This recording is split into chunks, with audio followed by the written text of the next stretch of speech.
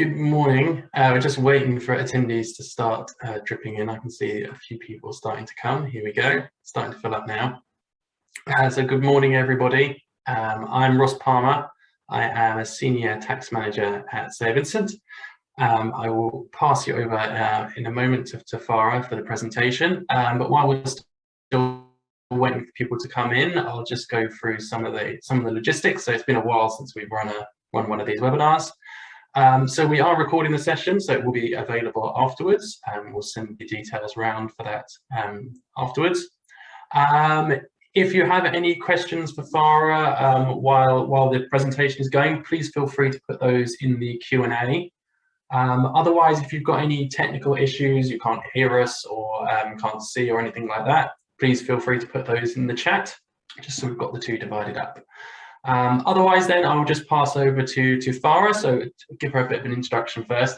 Farrah is one of the senior audit managers at St Vincent. However, she's got two hats. She also is a trustee and the chair of the audit committee for Young Lives versus Cancer. So I'll pass over to Farrah. Thanks, Ross. Morning, everyone. So welcome to this session on how to be a good trustee. So it's a session for those who are new to being a trustee, but also a refresher for those existing trustees as well. So hopefully it covers both bases.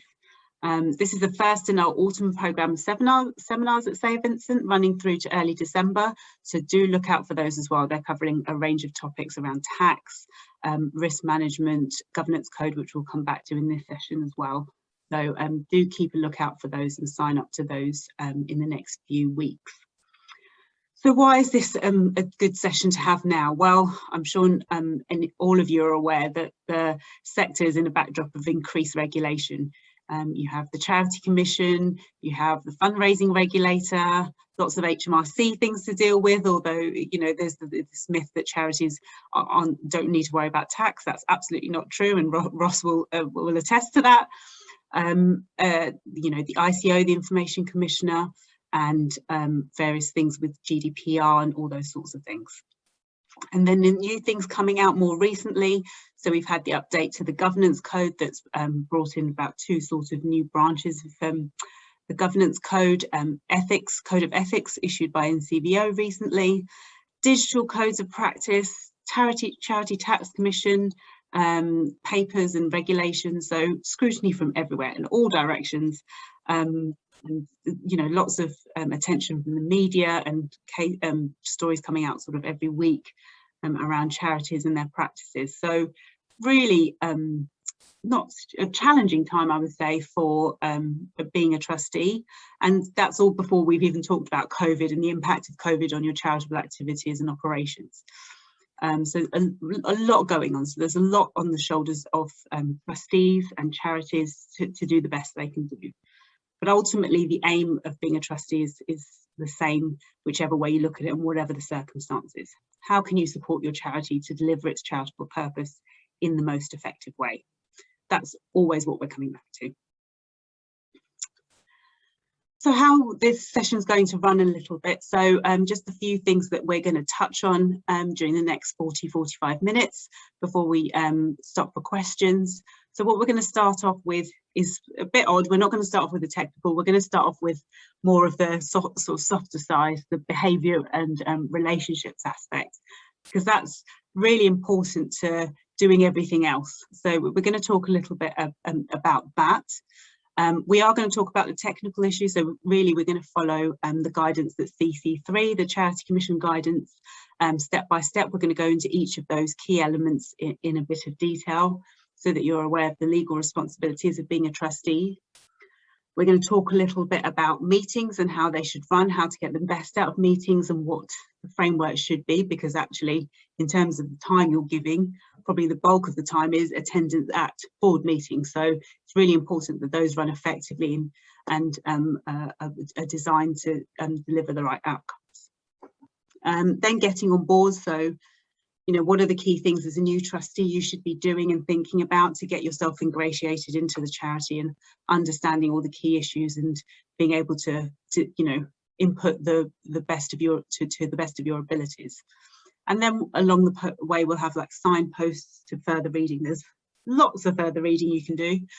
So we'll have lots of links to all the things that you can read at your leisure as you're developing your role as a trustee.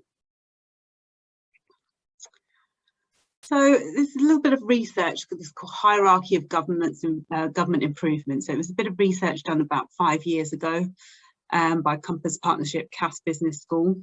What the idea was, it was creating a pyramid structure to show where to start with building, you know, an effective governance framework, and working upwards at each stage to create an effective board. And as you go up the pyramid, things get harder to do, but you know, create better outcomes. So this is kind of how the pyramid builds itself up. So you've got your structures at the bottom, then from those structures you build the processes in place. You think about the meeting structure and how that might work, and then we think about behaviours. So as you go up, it gets harder, but actually the effectiveness of each stage gets more and more effective as you go up. So the overall focus of governance improvement efforts has mainly been on structures and processes in recent years. And then, you know, necessary prerequisites for making further improvements, but they're not the only thing. Making further significant improvements require organisations to give more attention to the behavioural characteristics of governance. Now, these are harder to implement because they require a bit of honest, open conversation, maybe some uncomfortable conversations with for the board as a whole, and between board and committee members and chairs and exec teams and other stakeholders. So given so many characteristics need to be in place, organisations that are wanting to make improvements will need to pinpoint the areas that need most attention. So that's the key, you know, that's an exercise to do with your charity. The research suggests that whilst governance structures need to fit the circumstances, making improvements to these alone won't deliver strong governance. The more progress will be needed working on the processes, will often be achieved by working on processes and meetings. But once these are effective, it's really about getting to that top level and making those behaviours work as best as possible.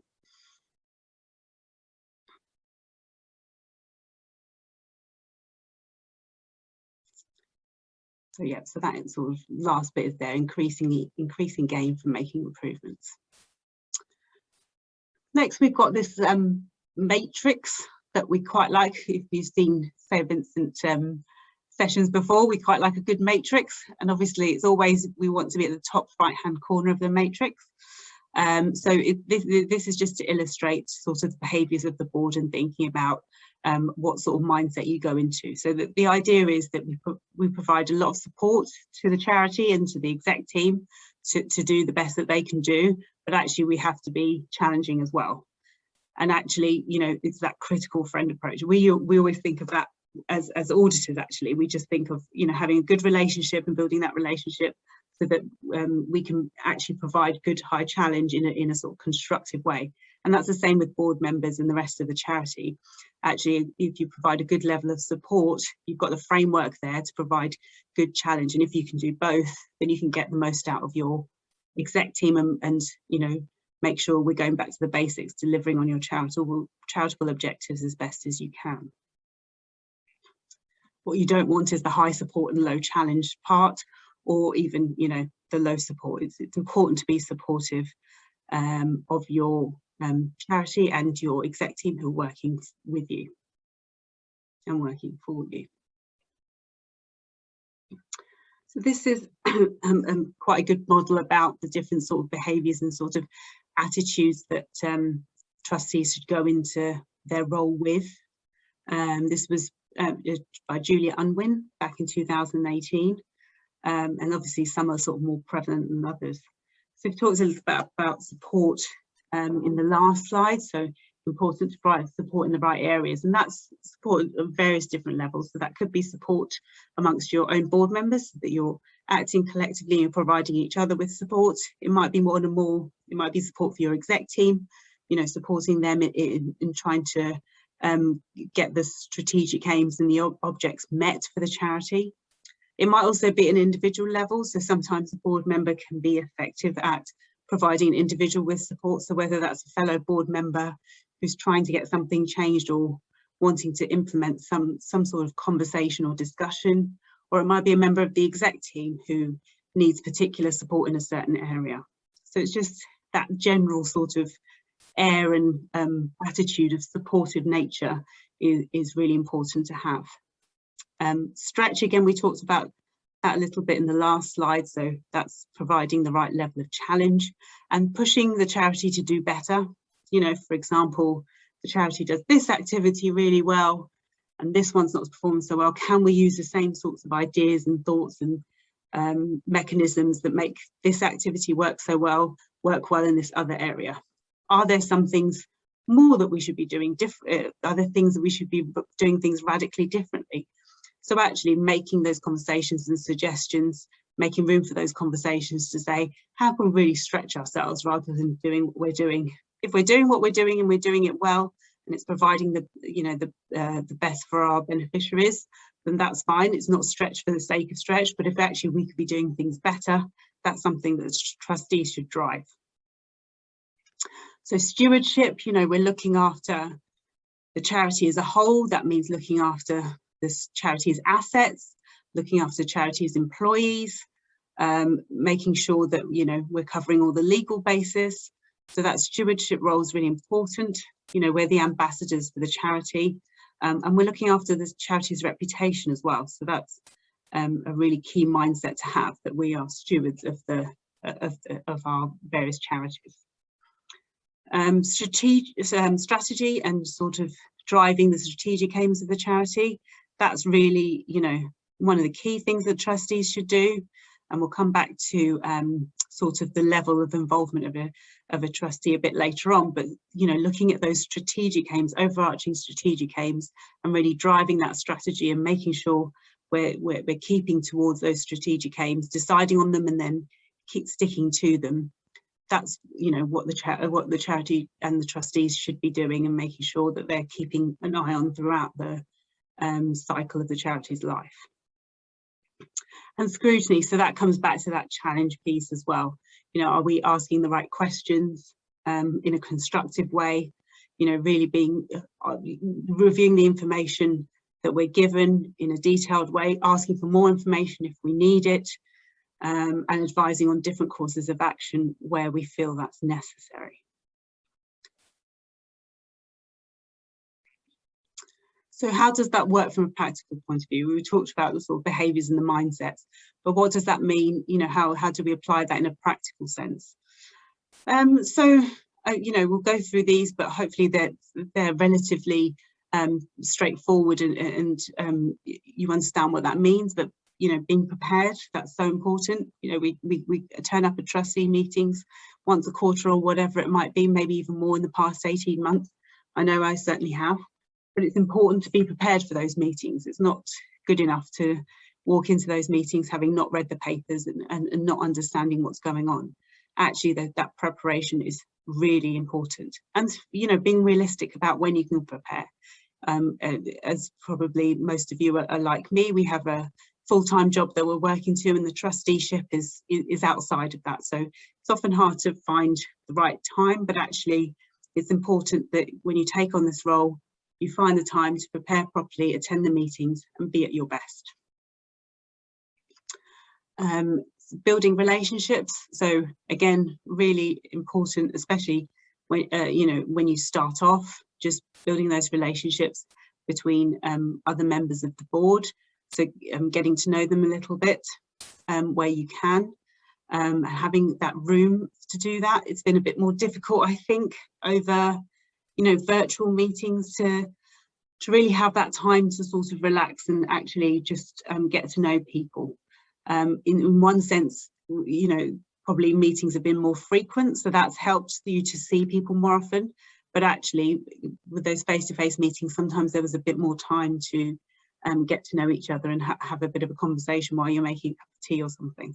So that isn't there. And so, and you know, the future is that you might not have physical board meetings anymore. So how can you incorporate that into your meeting structure if it is all remote now? So that time to sort of chat, build relationships and get to know each other on a sort of human level. So, and that's really important just as well to understand, not just, in terms of being friends or, colleagues with other board members, but also understanding their expertise and where they're coming from as well. So that you can understand when you're having conversations, oh, this person's coming from this angle, this person's coming from this angle. And making sure, you're happy that there's the right mix of expertise on the board. Listening is really important. It's not always about what you say and how much you say. It's really about taking things in. I know for me personally, I'll be looking at a set of board meeting papers and I'll have a few questions, but actually it's sometimes good to listen to someone else who's got a different point of view, maybe has different set of expertise. They ask some questions and that generates more questions for me. So actually listening is really important, and understanding where the different sort of conversations are coming from which perspective as well. Engaging at the right level. So in the slide before we were talking about the trustee's responsibility over strategy, and it has to stay at that level. Everything the board does has to be at the strategic level, at the right level. It's not for the trustees to be getting involved in the detail. And this is more from my experience as a auditor, having audited lots of different organisations where the trustees are getting too involved. Sometimes that indicates something of an issue, that there might not be the right level of trust between the board and the exec. So actually what we need to do is to get to a position where the trustees really are looking at all the high level stuff, that they have confidence in the exec team to manage the operational side of things, and that the trustees can be engaged at the strategic side of things. So for example, I'm the chair of the Audit and Risk Committee. Very much think of that from a risk perspective. The trustees and the audit committee are looking at the strategic risks and we're concentrating on those. And we have satisfaction that the exec team are managing the operational risks. So we're not looking at every single risk, we're looking at those strategic risks, but that's across the board. Be curious, especially as a new trustee.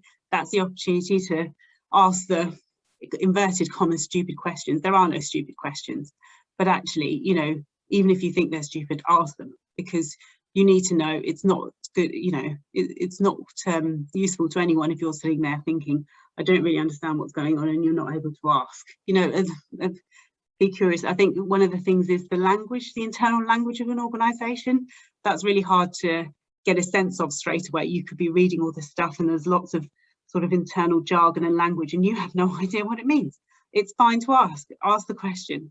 And it's like this with everything, isn't it? I'm sure if the question you're asking, even if you think it's a bit basic and a bit, not necessarily the most intelligent of questions, someone else is wanting to know the answers to that question as well.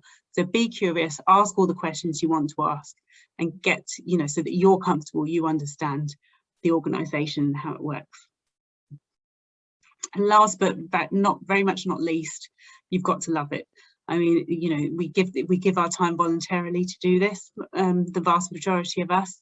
So in order to do it, you have to be passionate about the cause and what the charity's doing.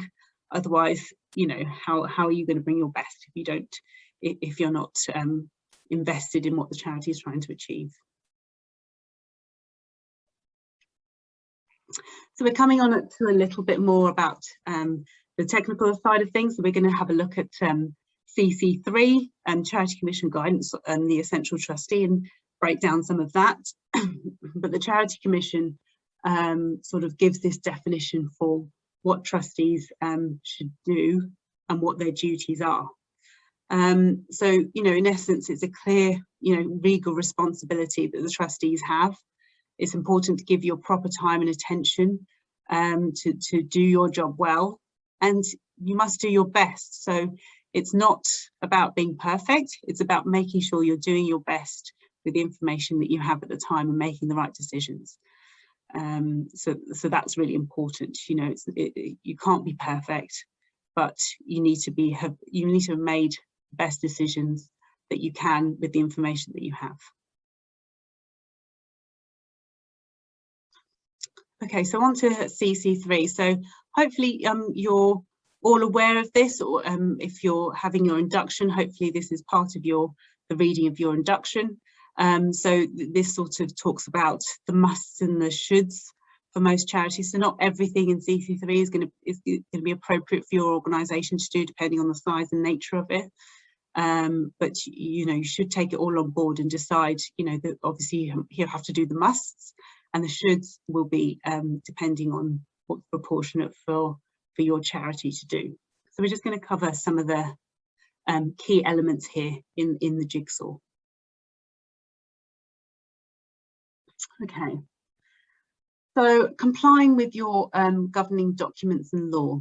Okay, so we're all aware that you get charitable status on the basis that you're carrying out your public benefit. So you get charitable status on the basis that you provide a public benefit. So there's a competency matrix from the Government Institute, and they take these duties and talk about the competencies for new and more evolving and mature charities. So it's really important. The first thing to do is to understand what your charity's objects are and what the powers are. So having a good read of your objects, you have to be really clear on what the objectives of the charity are, because you need to make sure as a trustee that you're sticking to those objects and that you avoid mission creep. It's very tempting to do other things and have new ideas and things, but actually you have to go back to basics and make sure that everything you're doing is within your legally agreed charitable objects. So understanding what those are and keeping those in the back of your mind all the time with every decision that you're making. And you need to understand how, ultimately they're for the public benefit and for your particular beneficiaries. So again, making sure that everything you do is in their best interests, and that it's worth just standing back and going, is what we're doing providing a public benefit? And if so, can I explain what that public benefit is? If you can't explain it, that's something to sort of question and look back on. And you need to be conscious of this when you're in every decision you make, in all the work that you're doing. So what are the activities of the charities? How do they link to our charitable objects? So being really clear about that line between the activities and the objects. And then as you're monitoring, and that, the other thing is that your objects aren't set in stone. So it may be that you're delivering something that's wonderful, or have ideas for something that you think will really benefit a certain group of people. It's not quite in your objects. Then you can change your objects. They're not set in stone. You can revisit them time to time, and should. Some of the objects that you might have set out with when you were established maybe 150 years ago are really not relevant now or fit for purpose. So actually in this, it might be that you're looking at the objects now and thinking, actually, we need to widen them, we need to narrow them, we need to change them in order to keep providing a public benefit and helping the group of beneficiaries that we want to help. There's also the thing about, is our purpose really relevant anymore? So is it the right purpose? Have we achieved our objectives?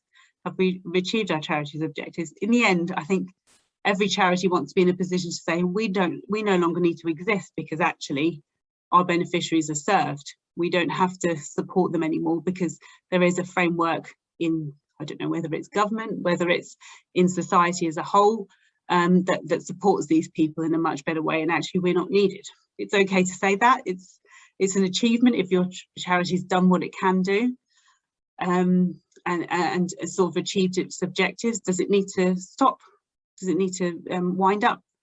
That's also a question to ask. Ultimately, isn't that the aim of us all, that we've helped our beneficiaries to a certain point, and actually they no longer need our help because they're provided for?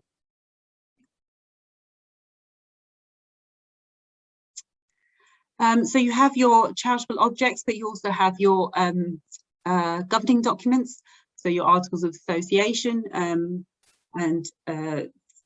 so making sure that you're reviewing the charity's governing documents. That will tell you how the charity should operate. So for example, where the charity is registered, what the accounting requirements are, who you need to report to. If you have a structure where you have trustees and council members, maybe understanding what the powers are for the council versus what they are of the trustees. I know if you're from medical colleges, sometimes that relationship can be a bit complicated, but understanding who has the responsibility for what is really important, so that you design structures to facilitate that. What are the rules around meetings? So, for example, I know a lot of charities had to look over their governing documents over the COVID period to check that they were allowed to actually not have face-to-face meetings, to actually have virtual meetings, and could they make decisions if, as long as the trustees were all present on a Zoom call. So, you know, and lots of them were, and you need to be flexible enough with your governing documents to allow that sort of thing, but some of them weren't, so they had to come and change some of their rules because that wasn't allowed per their rules. So, and also the other sort of laws and regulations that you need to comply with. So you don't need to know everything. You don't need to know all the rules and regulations and the laws that the charity, in every single rule that the charity needs to comply with, but you need to understand that there's a framework for making sure that the charity is keeping up to date with them, and that they are meeting the requirements as necessary. So that might be changes in tax rules. That might be things like, for example, the new fundraising regulator. Are we registered properly with them? Are we making sure that we're reporting things like serious incidences and other things to the right regulators? Are we complying with all our tax rules that we should be? So you don't need to know every single tax rule. You need to understand that there's a mechanism to make sure that the charity is meeting all its legal requirements, including tax requirements or other regulatory requirements.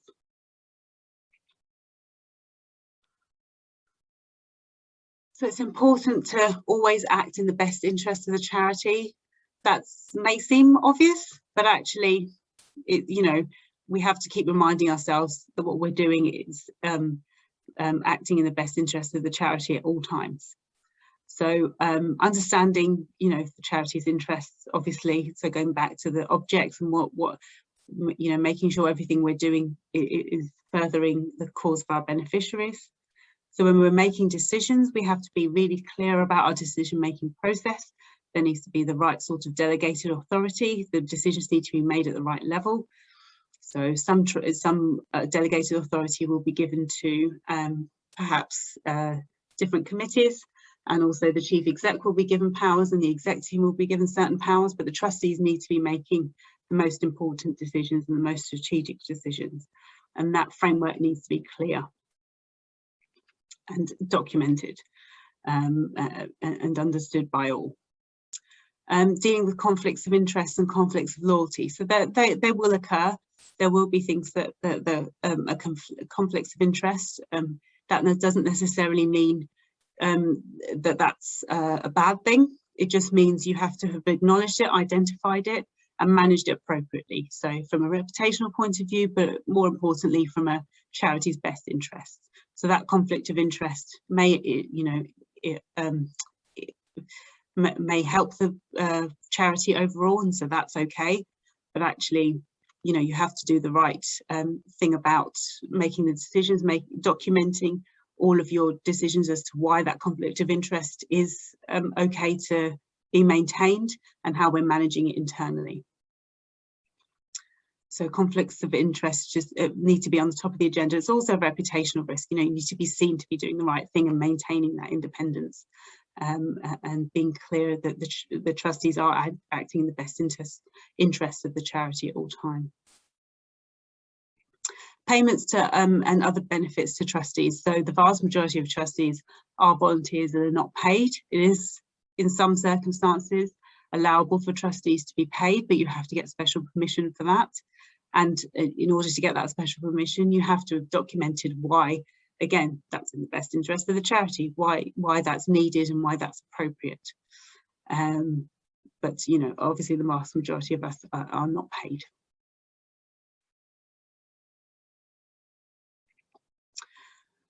So managing the resources responsibly. So we go back to those behaviours. This is around sort of stewardship, I suppose.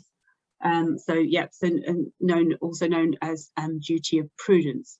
So this is to do with your finances. So managing risks is the top of that, really. So managing the risks of the organisation. Again, we're not there to identify every risk as trustees, but to make sure that the key risks are identified and that they're being appropriately managed. And obviously that's close to my heart, being chair of audit committee you know, and the audit committee does do that, but and looks at those risks in a lot of detail, but it's collective responsibility of the trustees to manage the risks and ensure that they're managed appropriately.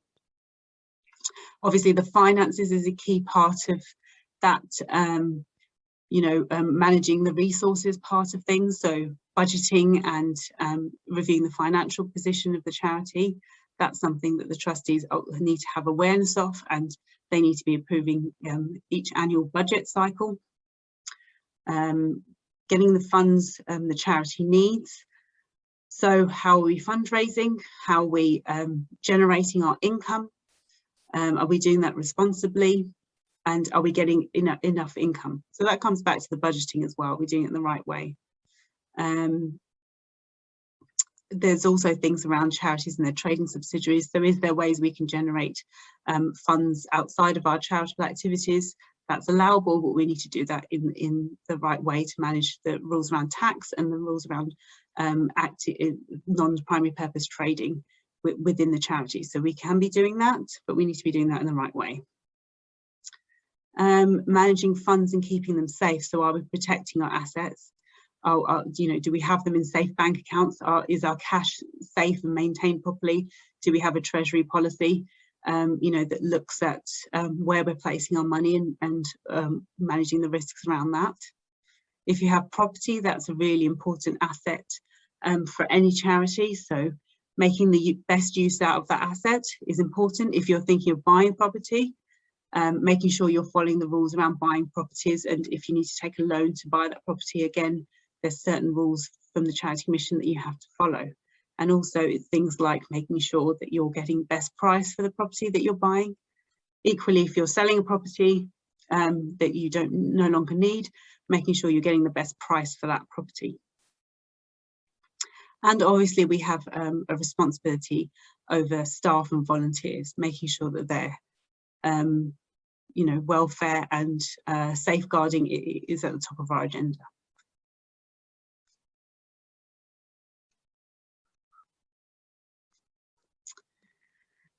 So acting with reasonable skill and care, so duty of care, this is another aspect of the essential trustee. So you're there as a charity trustee for a reason. You have particular expertise to bring to bear and to input on the charity's activities. So really engage that side of your experience and bring your best to the board meetings and making sure that that's influencing the board and the direction. That's what you're there for. So using the skills that you do have and using that as, you know, taking all of those skills that you have on the board together and using all those skills to drive the agenda. Now, you might not have every skill you need, and where you don't, it's important to take advice where you need to take advice. Things go wrong from time to time. That's inevitable, and hopefully you've got a risk framework that manages some of that to the best of your ability, but actually things will always happen, and the only way for something not to go wrong is to do nothing, which is not the way to act. So if something does go wrong, how do we handle those decisions? Do we have a framework? So for example, do we know who we have to report to if something goes wrong? So if there's a data breach, are we reporting to the ICO? If there's a safeguarding issue, are we reporting to the right authorities and regulators? If it's a serious incident, are we reporting that to the Charity Commission? Do we know what a serious incident is, and have we got a framework for deciding what needs to be reported and what doesn't? And then also, so that's called sort of reporting to the right people outside of the organisation, but more importantly, and what all those regulators will want to see, is that how are we dealing with that, the incident that went wrong? What have we got in place to manage the risks of, mitigate the risks of that happening again? And what lessons have we learned from that? And how are we going to do better going forward? That's what the regulators want to know, and that's what we as trustees should make sure is happening in the right way.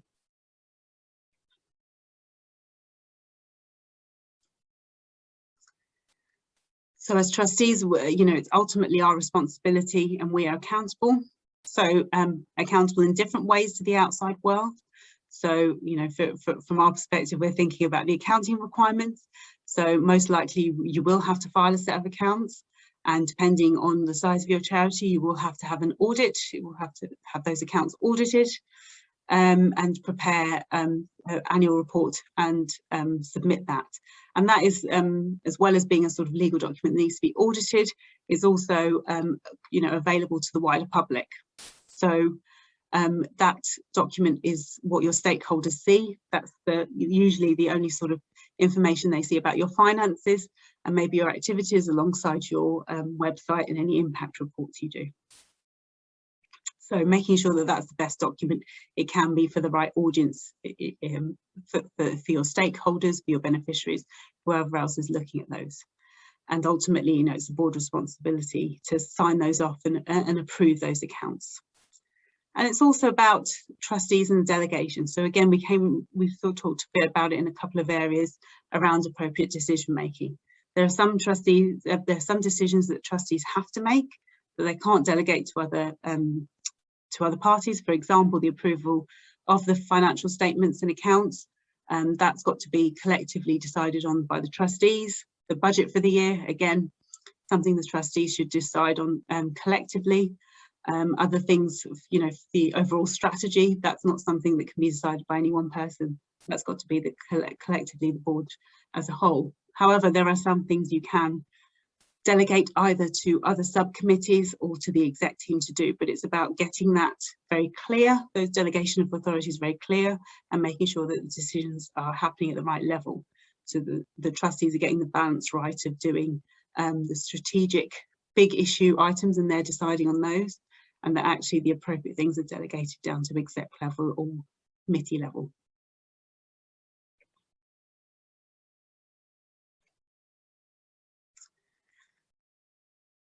So that was a whistle-stop tour of CC3. So obviously please do go and have a read if you already haven't, or it's not part of your induction. But hopefully that gives you an overview of the key responsibilities. So this is just some quotes from Dame Mary Marsh, who's former chair of the NSPCC and more recently was the chair of Royal College of Paediatrics and Child Health. And it sort of ties in with what we've been talking about in the session so far. So we're here to govern, not manage, but ensure great management is done. So that's about acting at the right level, isn't it? It's about making those strategic decisions and overseeing what management does. We are not managing the charity. We are not managing the day-to-day operations. We are making sure that the charity is governed properly. And this theme of collective responsibility, you know, you can't have any, you know, the budgets and of management accounts looked at only by the finance experts on the board. Actually, the board collectively have to decide that that's, you know, the right budget to have for the year. If it's a legal issue, the lawyers can't be the ones deciding on whether that's the right course of action to take. It's a collective responsibility of the board. And yes, we need to make sure to do that properly, we need to make sure we're working as a team. And that goes back to the things we were saying before, you know, building those relationships. If you have that trust amongst the board and you have that trust with the exec team, then you can make decisions in the right way, and the trustees collectively can feel comfortable that the charity is moving in the right direction.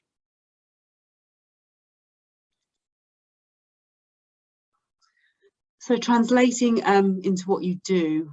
So a few of the things I'll pick up on here, the sorts of you know, practical things that can happen and that you can do. So, you know, agreeing and reviewing and ensuring compliance with vision and mission. So that's really important as a starting point. So if you're having strategic discussions, you know, you're really clear. You know, it's a test, isn't it? I think I've sort of thought about this before. Can I tell you, if you ask me about what my charity does and what our strategic aims are, can we say it in sort of a couple of sentences? Can you, you know, say that clearly? If you can't, then that's something, you know, to go back to and think about how you can sort of get that clear in your own mind. Then you have the strategies, policies and underlying things to deliver on those missions and other things that we've talked about: approving each year's budget and accounts. Appraisal, that's really important, so making sure there's room for appraising things like how meetings are run, appraising each other as board members, how effectively we're being acting as board members and bringing our expertise to the table and being sort of present and contributing, and also for the CEO, so being that support network for the CEO. You know, monitoring the performance of the organisation. So we've set the strategic objectives, we've set out the plans for the year, how we're monitoring, you know, how we're doing against those, making sure we've got the right information so that we can oversee that as trustees. So doing all the above as well is really important within the governance framework. And the charity governance code, and we've got a session on that on the 29th of October. So if you want more detail around the charity governance code and what that's communicating to you and the things that you can do to apply those principles to your charity, will be covered in a webinar on 29th of October. So do sign up for that if you're interested in that side of things. So I'll talk a little bit about the role of a specialist. So you'll have, this is again going back to emphasising collective responsibility, but also where it's appropriate, delegated authority. So you'll often have specialist roles, the treasurer, the chair, all of those sorts of roles, but actually, you know, treasurer isn't responsible for finances, the board is collectively responsible for that. The chair might have some responsibilities over and above the rest of the trustees, but actually certain decisions can only be made collectively as a board. So that's why we're talking about governing rules and documents and all those sorts of things. They will tell you how many, in order to pass a resolution or to make a decision, you need to have X number of trustees present at the meeting to do so. It can't just be the chair unilaterally. So getting on board. So if you're a new trustee, lots of different things you can do. It can be a little bit overwhelming, but have a look at CC3 and think about how, what your charity is doing in the context of that. These are the other things that you can read, and I'm sure if you've got an induction pack, a lot of these things are included within that as well. I'll just pick up on one or two before we stop for questions. So understanding the language of your charity is a really important one. We talked about the jargon earlier, didn't we? It can sometimes be a bit overwhelming to some of the internal language, and jargon can be a bit confusing if you're a new trustee. You're reading all these papers with lots of different terminology that you don't understand. It's going back to asking those questions. Understand what that terminology is, get it involved and ingratiated in the language so that you know what's being talked about. Having some buddies on the board, someone you can talk to get to know the organisation a bit more. Shadowing, so whether that's shadowing some of the activities where that might be appropriate, but shadowing meetings before you join as a board is also good. So that's all the various things you can be doing, which kind of comes through in the essential trustee as well. So just to talk about meetings briefly, so getting the most out of your meetings. We spend a lot of time in meetings, but actually so it's important to make sure that they're fit for purpose and they're doing the right things. So hopefully these are sort of fairly obvious things, but important to make sure are happening when planning your meetings and attending those.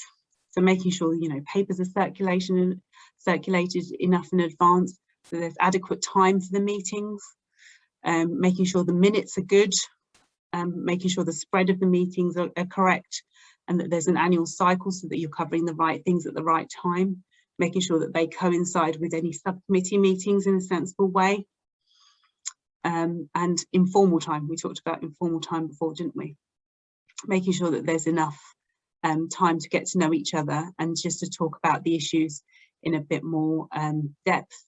And actually having, what's quite useful is you have your board meetings that are set with packed agendas, I'm sure, but actually having those trustee away days or strategic away days where you can think about things in a lot more detail and think broadly and more strategically without sort of lots of different papers to read and lots of different individual decisions to make.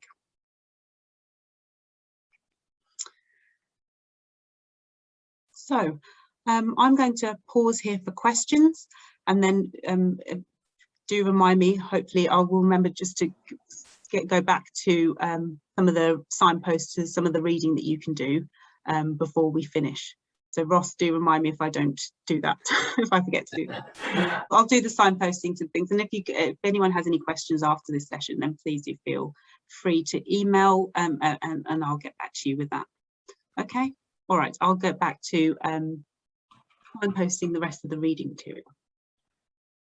Okay, so the first signpost I'll give you is this one from Deborah Alcock-Taylor, who's the Chief Executive of Directory of Social Change. Now, I'll confess, put my hands up, I haven't read it yet. It's on my, I have actually bought the book and I haven't read it, but those who have said it's great.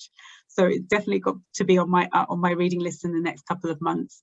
But actually, I don't know if any of you have seen Deborah Alcock-Taylor talk, or she's been at our charity accountants conferences and things.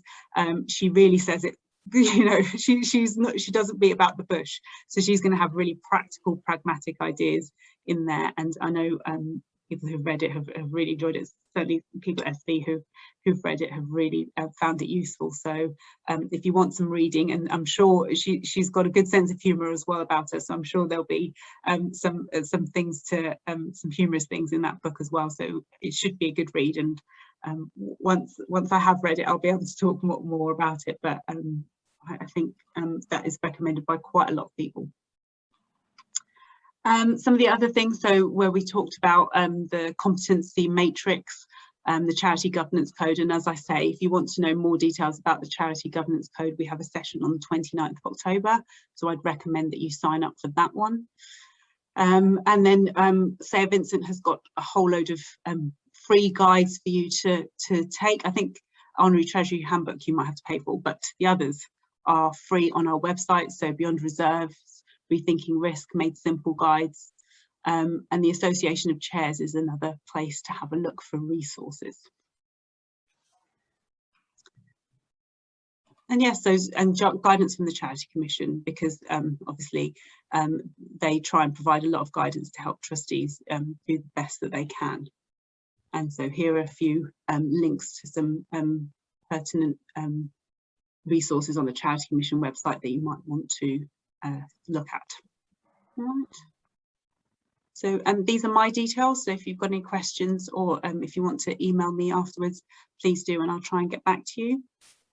Otherwise, is there one more question there? We had one more question come in from Jazz. Yeah, and we've got a few minutes left, so why not? So it's quite a good sum up question, actually. I think. Okay, good. So it's, do you have advice on the key need to knows for an induction for trustees? Okay, key need to know. So I'm just going to pull up one of the previous slides, because that's, I think, summarizes it fairly well. Let me go back. Find the right one. Oh no, I think I've missed it. Let's see. But essentially, so the things that you need to do is kind of the things that we talked about in this slide, actually. So making sure you know the essential trustee, reading all your governing documents, making sure you're aware of exactly what your charitable objects are and what the charity is striving to do, looking at your latest annual report and accounts and any impact reports that the charity's done, and understanding whatever the latest strategy document is, understanding what the current strategy is for the charity. The glossary, that thing about the language, is quite important to get to grips with, because sometimes that can help your understanding a lot. And yep, shadowing meetings. So if you are, you know, you're expected to join a trustee meeting in 2 or 3 months, see what you can, if you can join something earlier, to get to know, you know, to understand how the board meetings work and all those sorts of things. So I think that those are the key things to do, and some of those reading, you don't have to read everything straight away, but that Charity Commission guidance, I would say in particular, is the things to read. So CC3, CC19 on that last slide, which we can send you afterwards. Reading that Charity Commission guidance is really important. Okay, great. I think we will leave it there then. There's no more questions that have come in. Thank you very much, Farrah, for a very, very informative session. I hope everyone enjoyed it as well. Farrah's already plugged the Code of Governance session that we are running on the 29th of October. We do have a full program of webinars running every Friday for the next up until around the end of November, I think. I'll just plug a couple of the other ones. There is a risk-based reserves policy on the 5th of November.